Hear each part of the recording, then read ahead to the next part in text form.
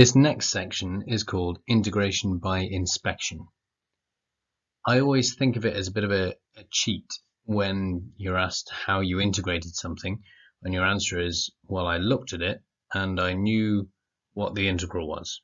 That's essentially what integration by inspection is saying. It's a lot like when you are asked how you calculate the square root of 144. You say, well, I knew that 12 squared was 144, therefore the square root of 144 is 12. It kind of feels like something is missing along the way. And the reason that happens is that both of those processes are the inverse of something that we understand somewhat better. In each of these cases that you're looking at now, what you can see under the integral sign is the result of a fairly common differentiation process. So, for instance, the last one has got a cos x squared in there, but it's also got a 2x out front. And you might recognize that format from chain rule questions. Anytime you've got cos of x squared or sine of x squared that you're trying to differentiate, then you still end up with sine or cos of x squared, but you also multiply by the derivative of the thing inside, the x squared. So what we're looking at here is the result of differentiation, effectively, and we're trying to work backwards in our heads to see what would have differentiated to give these results. And for now, I don't want you to worry too much about the detail of exactly what the numbers should be, but see if you can guess, make some sort of rough prediction about what kind of function you think would differentiate to give 15 lots of 3x minus 1 to the 4, for instance. Have a go at these four, and then see if you pick anything up from that process and see how it feels to go through that working backwards process. When you're done, I'm going to put the results up. So for the first one, turns out this is exactly the same as 3x minus 1 to the 5. There's no weird adjustment or rearrangement needed here. If you try differentiating 3x minus 1 to the power 5, you'll see it gives you exactly 15 lots of 3x minus 1 to the power 4. You can see that because differentiating that, you'd use chain rule, you bring the power down in front, reduce the power by 1, 5 lots of 3x minus 1 to the 4, but then you would also multiply by the derivative of 3x minus 1. That brings you the other 3, and the 5 and the 3 combined give you the 15. The next one, this is the result of differentiating 3x squared minus 4 to the power 4. You might notice something here, just like with the previous one, it's as if the bracket with the power has been integrated almost the same way that we would do chain rule, just the opposite way around. So we're looking at something to the 3 becomes that same something to the power 4 with a certain adjustment going on. And that adjustment we've got to be really careful of, because although in the first example up above, the adjustment was just multiplying or dividing by 3, because that was the derivative of the bracket, now the adjustment involves multiplying or dividing by 6x, because that's the derivative of the bracket. Now that's something that can't just happen regardless of the integral sign. That's something that has to happen kind of within the integral. And that's why in this case, there's an x term inside the integration. It's not something you can bring in afterwards. You can't pull that x out of the integral sign.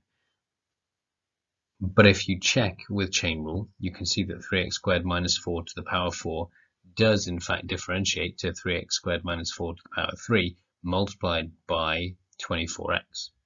We've got the 4 that came down in front combined with the 6x that comes out of the bracket when you apply chain rule. The next one is again a linear version, just like the first one. We are integrating sine to get minus cos, or to put it another way, we're differentiating cos to get minus sine. But whatever was inside, we need to take into account. So if we were differentiating, we would multiply by the derivative of 4x minus 1. And so I suppose if you're integrating, you're effectively dividing by the derivative of 4x minus 1. You can start to see why this can feel a little confusing working backwards. And the last one, that 2x is a bit of a giveaway there. 2x is the derivative of x squared. So if you start with sine x squared and you differentiate using chain rule, you'll get cos of x squared multiplied by the derivative of x squared. Now, if you're feeling a little overwhelmed at this point, I would encourage you not to panic. Because although integration by inspection is quite commonly taught in this way, and there's lots in the book on this and how you can write down a function that is roughly what it should be and then try differentiating it and see how close it is and maybe multiply or divide by something to make it match. That is not the only way you can deal with these questions. In fact, I'll be honest, most of the time when I see a question like this, I don't use this method. I use a slightly more formal approach, much like when you do chain rule. You can do the quick and dirty version where you think of an outer function and an inner function, and that's nice and efficient. But there's also the version where you formally do a substitution. You look at what's inside the function, you replace it with some new letter like t or u, and then you apply chain rule, linking your dy by dt and your dt by dx to get dy by dx. There is a very similar process that happens with integration, and it's called substitution. We're going to get to it in more depth in a later video because there are lots of different types of substitution. But one of the most fundamental ones is the kind that we can use to deal with this type of situation. So if you're looking at these and thinking it's a little weird and tricky to try to reverse engineer what's going on, don't worry, because we've got a slightly more logical seeming approach that we're going to explain next. So let's look at what it means to do substitution for questions of this type, sometimes known as reverse chain rule. The idea is we can take an integral that looks like this and we can remove or replace a particular bit of it that we don't like the look of. So we're going to take those four that we did by inspection before and we're going to do them one by one using substitution so that you can see why the inspection results work and you can see a different approach to calculating these integrals. So with this first one, we're going to make a substitution for the bit that makes this integral difficult. The bit that makes this integral difficult is the fact that instead of just x to the power 4, we have 3x minus 1 to the power 4. We've got some other function of x to the power 4. So that's the function of x I want to replace. I'm going to do a substitution so that I'm going to swap out 3x minus 1 in favor of u, typically called u. Sometimes this method is called u substitution. Now let's see what happens if we try getting rid of 3x minus 1 and writing u in its place. I've tried to color code this so you can see more clearly. The idea behind substitution here is that we need to get rid of anything that even smells of an x within this integral. Every single thing involving x needs to be got rid of, and we're going to replace everything with something involving u. In this case, we've got rid of the 3x minus 1, that's turned into u. But if you look closely, you'll find there's a dx lurking at the end. That's because this integral was set up as an integral with respect to x, and I can't integrate u directly with respect to x. However, all is not lost. We know how to deal with derivatives that are not the ones we want. We can essentially rearrange and replace things using the fact that we can find a link between du and dx. Where's that link going to come from? Well, we already have up here u equals 3x minus 1. So if we start with that, we can differentiate it. Du by dx equals 3. We can differentiate both sides with respect to x, and we can get du by dx. The value of that is that effectively we can now replace dx with something involving du. Now you can look at this in a few different ways, but I think the easiest way in general, and this will work nicely for more complicated versions of substitution as well, is to rearrange so that dx is the subject of the formula. And then whatever it happens to be equal to, in this case a third du, that is what you're going to use to replace dx with. So your integral ends up looking like this. You'll notice the dx that we had that we didn't like being swapped out for a 1/3 du. Now our integral has no red bits in it at all. Anything involving x has been removed and the integral is all about u. just like how you get over a breakup. Get rid of anything that looks like x and replace it all with something involving u. It's a good starting point. Don't push the analogy too far. Now, 5u to the 4 integrated with respect to u, that's something we can absolutely deal with, because it's no different to integrating 5x to the 4 dx. We just follow the standard integration rules, increase the power by 1, divide by the new power. We'll have 5 lots of u to the 5 over 5. And of course the 5's in this case cancel out. So we have u to the power of 5. And at the very last step, we go back and we say, well, we made up u. We came up with that idea. It was built from a function of x. So we go back to the beginning, we replace it with the function of x that it was built from. And that's how we get our result. It may seem like it's quite a bit more long-winded than integration by inspection, but it's a pretty quick process once you get into the habit of what you're supposed to be doing. And it's something that you'll also use for more complicated questions. So it's a process that you're going to become fairly familiar and fluent in. Now let's look at the next one. We'll do a similar thing. We'll look at the integral and identify which bit of it is potentially causing problems. And it's really important here that the derivative of that bit appears somewhere in the integral. So with the previous one, the derivative was a constant. So even if there hadn't been a number that was exactly right, we could just multiply by 2 and at the same time multiply by a half outside the integral sign or something like that. In this case though, 3x squared minus 4 is the bit we're going to try to substitute out. And it's helpful that the derivative of that appears in some form inside the integral, as you'll see in a moment. So if we make u equal to 3x squared minus 4, we already know we're going to need to get rid of the dx as well. So in general, although we didn't do it last time, we are from now on always going to find du by dx straight away. So we calculate du by dx and we find that connection between dx and du. You'll notice this time, instead of it just being a number, it's something involving x, which you might think would cause a problem. And it would cause a problem except for the fact that our integral already has something involving x in it. So this is what our current integral looks like. We've got the 3x squared minus 4. That will be dealt with by the fact that that's equal to u. But then there's this pesky x kicking around at the beginning. So the x and the dx both need to be dealt with. When we get rid of dx, we're going to replace it with 1 over 6x times du. And we get something like this. So dx ends up becoming 1 over 6x du. And that's not actually a bad thing at all, because there's an x there and there's an x there and they will cancel out. That's the beauty of this particular substitution. If the derivative of the bit you're substituting for appears in the integral, then it will cancel out when we get to this stage. And that leaves us with an integral which is only in terms of u, which is exactly what we want. We can integrate 4u cubed, we get u to the 4, and then we replace u with whatever u is equal to, in this case 3x squared minus 4. And don't forget to add your constant of integration at the end. Let's try the next one. Have a look in the integral, see which bit of it is causing problems. We can integrate sine x.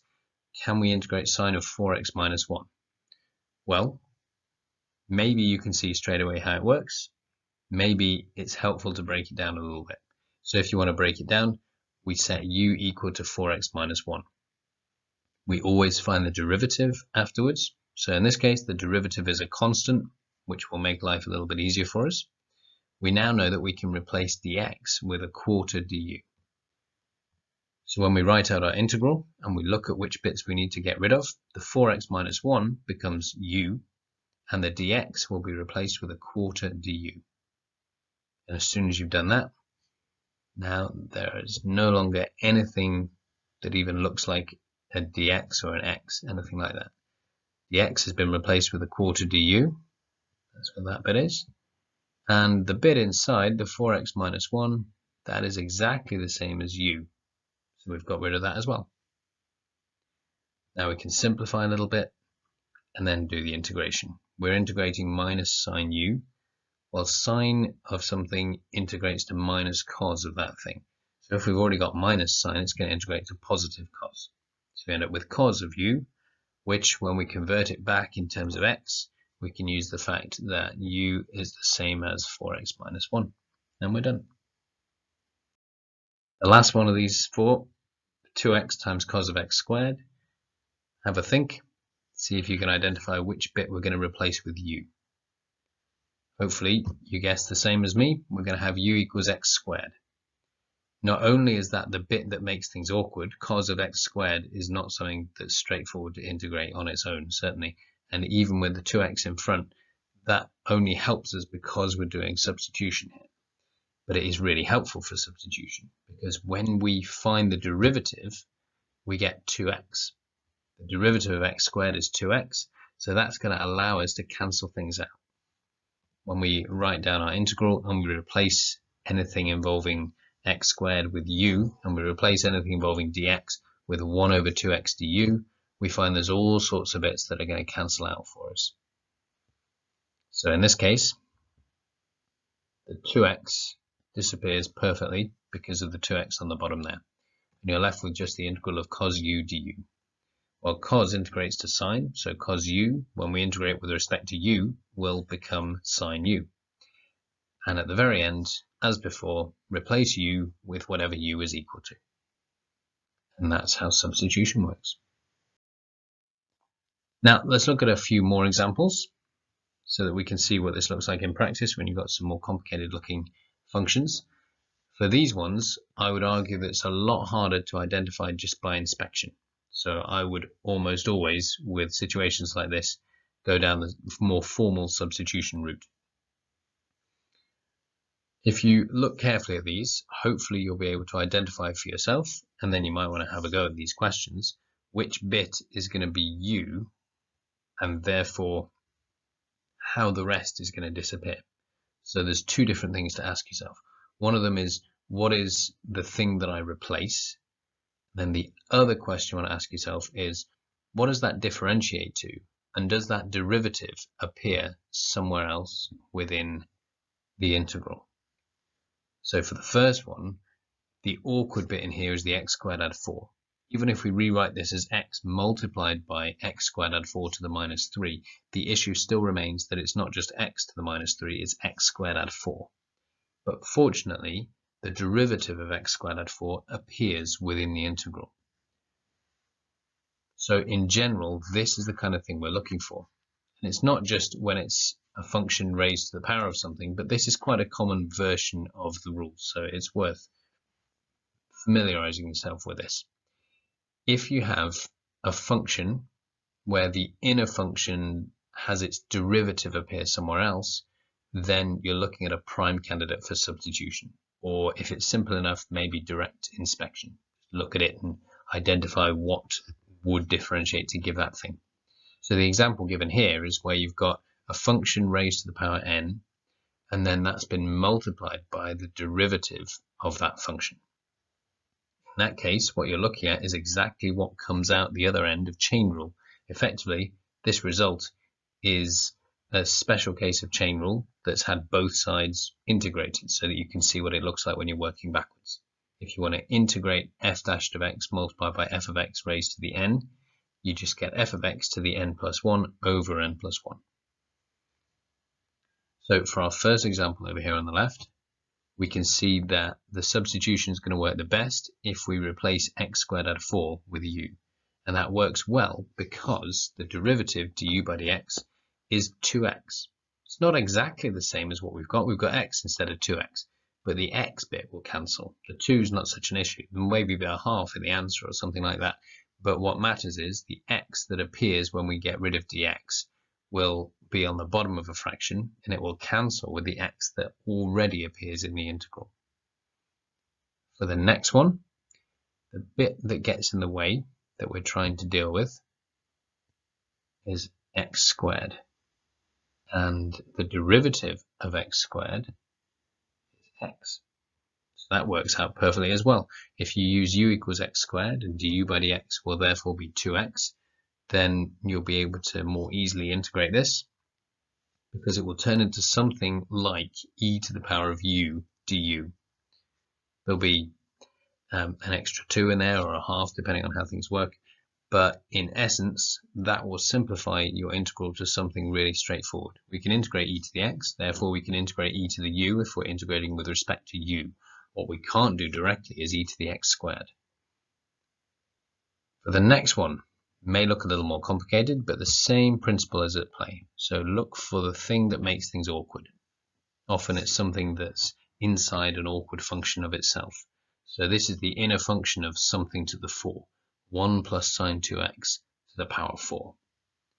Now 1 plus sine 2x could be our value for u, and if that's what we choose, then the derivative will be something which involves cos 2x. Sine differentiates to cos, sine 2x differentiates to 2 cos 2x. The 2 is not so important, it's just a constant, but the cos 2x is something which absolutely appears somewhere in our integral. So since the derivative of the inner function appears somewhere as a factor in our integral, we know that substitution is going to work well. This last one, I remember this from last year. It took me ages of staring at it before I realized how we could do it. So don't feel too bad if you can't really see it for yourself.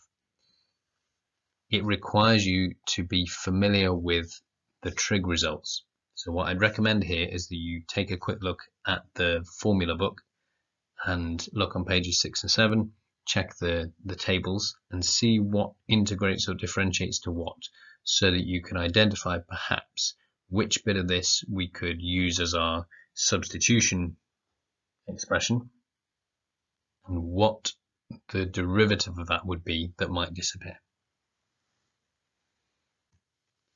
The secret here is to use tan x, and that's because if we think of that tan squared x as being tan x in a bracket squared, then tan is the thing that's being squared that we're going to struggle with, and the rest of it, the sec squared x that is also kicking around, that is the piece that will be dealt with when we differentiate tan x. Du by dx is just sec squared x. So what you're looking at here is a tan x that's been squared. If we get rid of tan x by replacing it with u, we will also be able to get rid of the sec squared x because it appears in the derivative. So when we adjust, the derivative of tan x will involve sec squared. If you want, you can have a go at those few questions, see what happens when you work through them. Remember, you can always use Wolfram alpha to integrate something if you want to double check the result. Particularly useful if you're trying something that's not in the book, or if you want to modify a question from the book and test yourself on something different. There's a few other questions from exercise 11D that you should be able to have a go at now. And there's also a bonus question, which is testing you on something a little more complicated because I'm asking for a general result. You should be able to integrate things like cos x times sine squared x or cos x times sine cubed x for any positive integer value of n, just by using this result that we've talked about. In fact, this is not necessarily limited to positive integer values either. You can investigate with cos x times the square root of sine x if you like, things like that. But there should be a general pattern that you follow which is the same every time. So have a go at that if you would like to try it. Next, we're going to look at one of my favorite integration results. This is what I call the log trick. It's remarkably common. It crops up all the time. There are loads of situations where you'll see an integral that involves a fraction and it looks horrible because it involves a fraction. And there are a lot of tricky integrals out there that involve fractions. But this particular trick is refreshingly quick. Even complicated looking integrals will be evaluated in moments if they happen to satisfy the conditions and the criteria for this particular log result. But it's also rather subtle. It's not the sort of thing that jumps out of the page at you, so you need to train your brain to be on the lookout for this. It's one of the first tests I do. If I see an integral that involves a fraction, the very first thing I look for is it or can it be tweaked so that it is in the form that would allow me to use this trick? It's essentially a triage. If you go into the hospital, they say, well, we're just going to test you for such and such. Not because we think you've got it, but because it's quick to do the test and it's going to rule some things out for us. So it might be that the log trick is not always the answer. Obviously, there are various integrals where this trick I'm about to show you will not apply, but it's such a quick trick to test for and to apply that it will be ludicrous not to check just in case, because otherwise you could spend a long time trying to solve an integral using a different method. This is a quick one to look for and a quick one to apply. So let me show you how it works. We'll start by working backwards. So let's see what happens if we differentiate ln of cos x. Try it for yourselves now. Pause if you need to. You might need some chain rule. Hopefully we get something like this. When you differentiate ln of anything, you're going to get 1 over that thing, but because of chain rule you also need to multiply by the derivative of that thing. So when we do ln of cos x, you get 1 over cos x multiplied by the derivative of cos x, and cos x differentiates to minus sin x. So we get minus sin x over cos x, but sin x over cos x is tan x. So the derivative actually simplifies down quite nicely to minus tan x.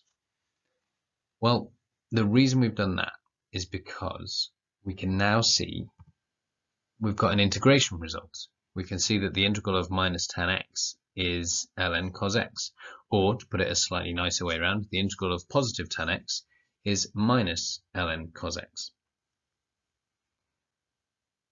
So why did that happen? This happens to be one of the results from the formula book, incidentally. If you look up the integral of tan x, it's a standard result that the formula book provides for you. And yes, even now, with chain rule, you can prove that result. You can prove it since you know that it's true. You can start from the right-hand side and demonstrate that this integral holds. A bit like showing that if you square the number 2.5, you get the answer 6.25. That proves that the square root of 6.25 is 2.5. But it doesn't demonstrate how you would get that square root for yourself if you didn't already know it. So that's what I want to look at next. Let's see if we can reverse engineer the result so that we can do a similar thing for similar functions. Let's look at that integral. Well, clearly what was important here was breaking it apart into a fraction that had a cos x on the bottom. So tan x can be written as sin x over cos x. Now, if we break it so that we can see it as sin x multiplied by 1 over cos x, then we're a little closer to what we had over here on this line, where it looks a lot like chain rule.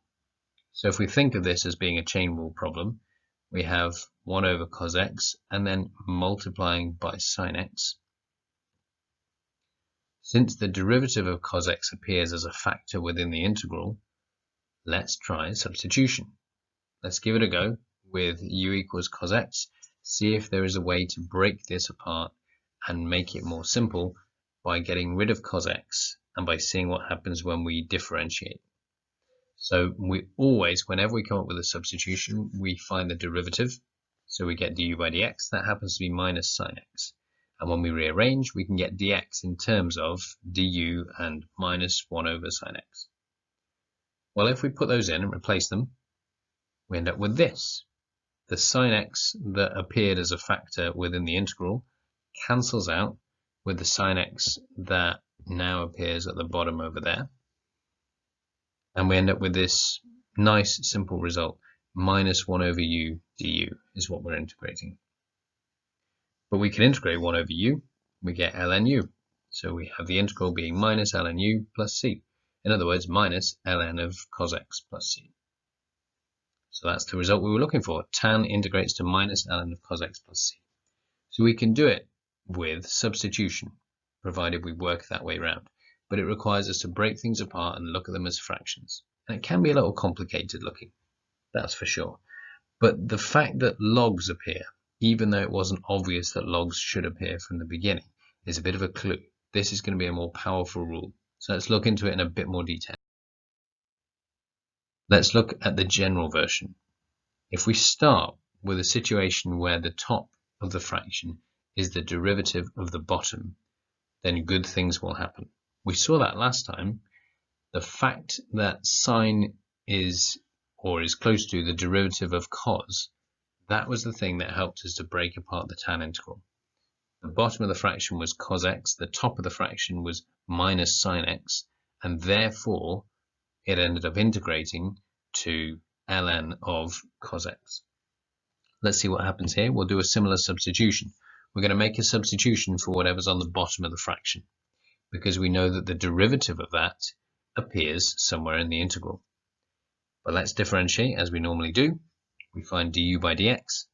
We rewrite so we have dx in terms of something else. And now in our original integral, we can replace a few things. So for starters, everywhere we see f of x, in other words on the bottom of the fraction, we're going to write u instead. And the next thing we need to do is to make sure dx gets replaced with this. And of course, as we do that, we should notice that there's an f dashed of x that should cancel out. So let's see what happens.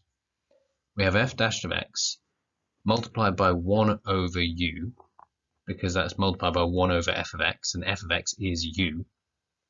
And we're also multiplying by dx, but dx has been replaced with 1 over f dashed of x du. And as predicted, this bit and this bit perfectly cancel out. The fact that the derivative was a factor allows it to disappear when we get to this stage. We end up with just 1 over u, which of course integrates to ln over u. And remembering what u was at the beginning, that was the denominator of the fraction, f of x. Whatever that function was, that's what we end up with, ln of the denominator. Now this is a really general rule. If you think about it, it's talking about any and every fraction where the numerator is the derivative of the denominator. Anytime you see this occur in any of a variety of different forms, you can always apply this result and end up with ln of the denominator. We did it with tan. Tan is sine over cos. Minus sine over cos perfectly fits this rule, which means that the integral of minus tan is exactly ln of cos x. Give it a go on some of these. 3x squared over x cubed minus 7.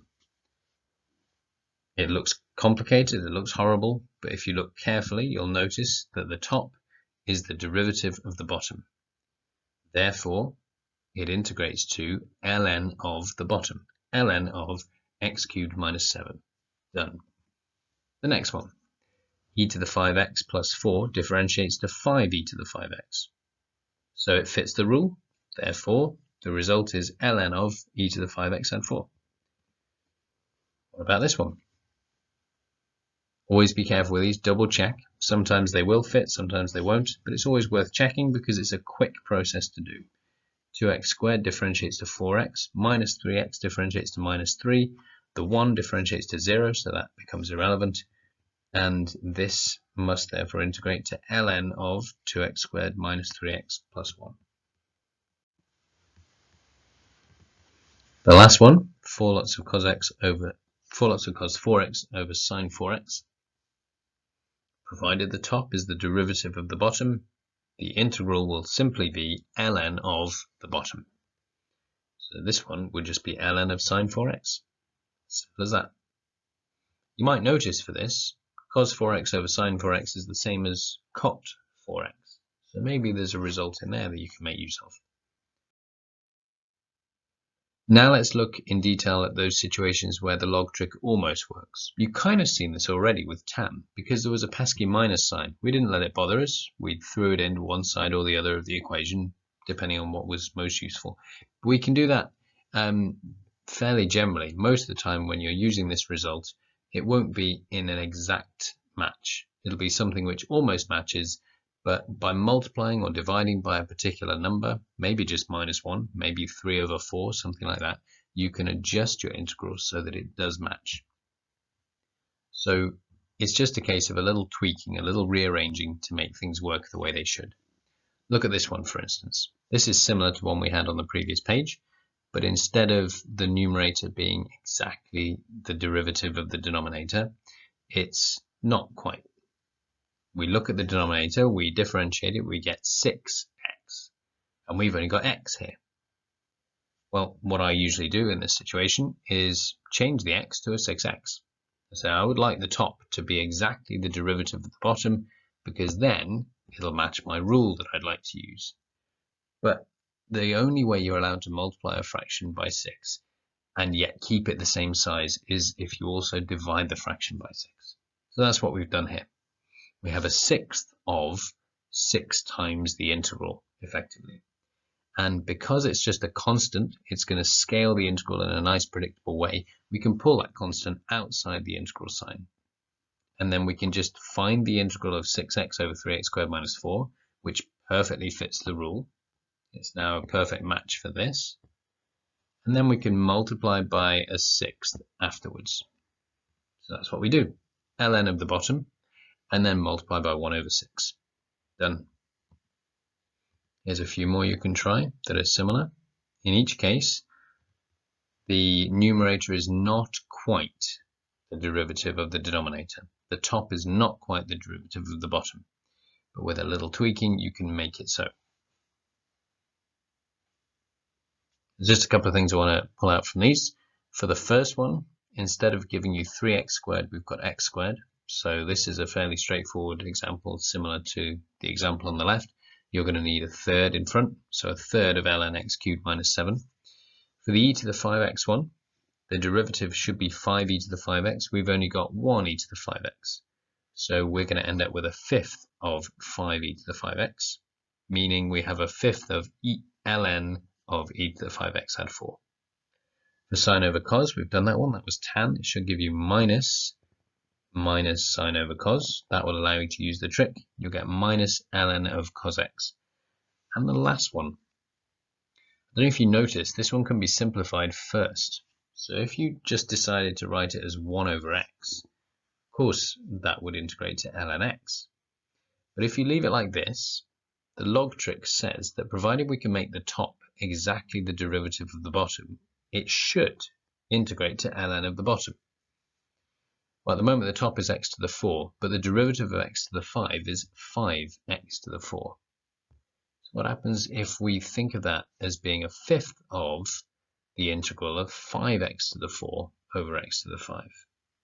Then the answer should be a fifth of ln x to the 5. So how does that tally with the fact that it should also be ln of x? A fifth of ln x to the 5. Maybe you can have a think and convince yourself that a fifth of ln x to the 5 is somehow just as good an answer as ln x. Little bonus question here. This may take you a long time to spot, but there is a simple and quick thing you can do with this that will allow you to use exactly this trick to evaluate the integral. So you might want to jot that down and worry away at it for a while, on and off.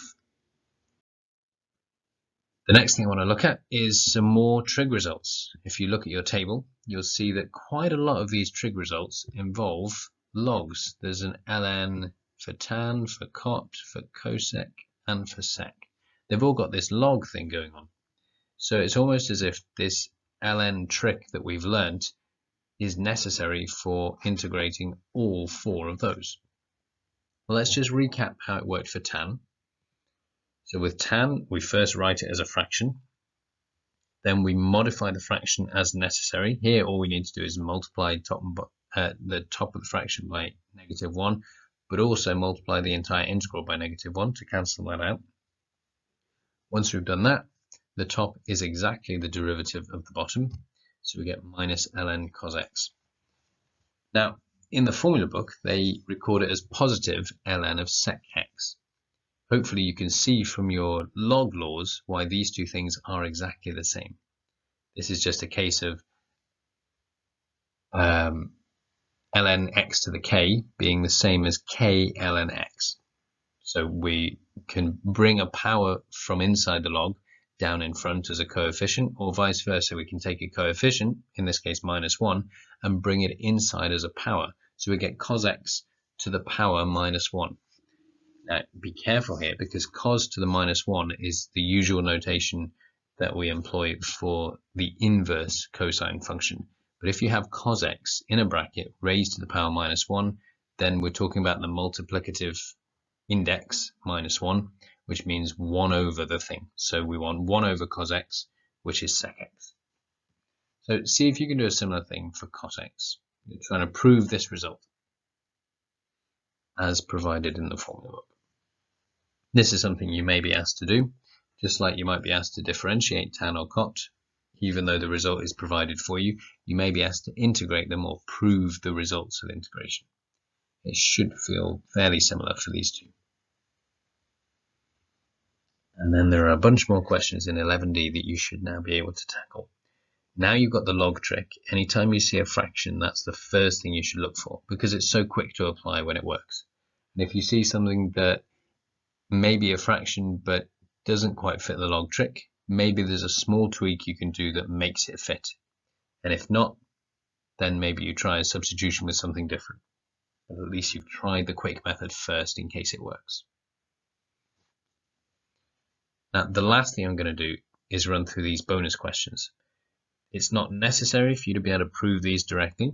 Without a bit of a hint, I'm not sure that most people will be able to get them. Certainly the way I've approached it is to use the result itself to try to reverse engineer and predict the method that would work best.